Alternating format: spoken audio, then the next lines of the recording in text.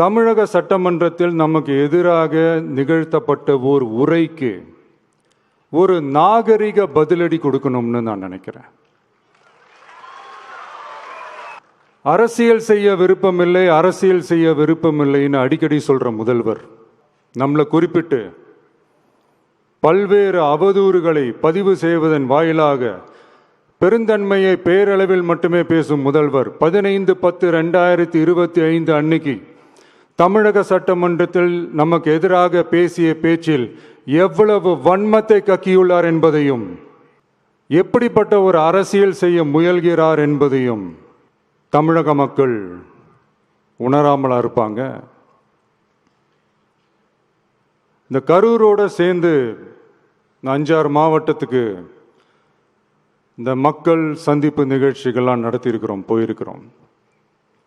அங்கெல்லாம் இந்த last minute வரைக்கும் எங்களுக்கு அந்த இடம் கொடுப்பாங்களா மாட்டாங்களா, பெர்மிஷன் தருவாங்களா மாட்டாங்களா, இப்படியே இழுத்து அடிச்சுக்கிட்டு இருப்பாங்க. தான் நாகப்பட்டினத்தில் சொன்னது மாதிரி தான்.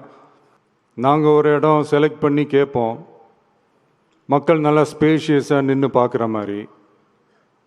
பட் அவங்க அதையெல்லாம் ரிஜெக்ட் பண்ணிவிட்டு மக்கள் நெருக்கடியோடு நின்று பார்க்குற மாதிரி ஒரு இடத்த செலக்ட் பண்ணி எங்களுக்கு கொடுப்பாங்க.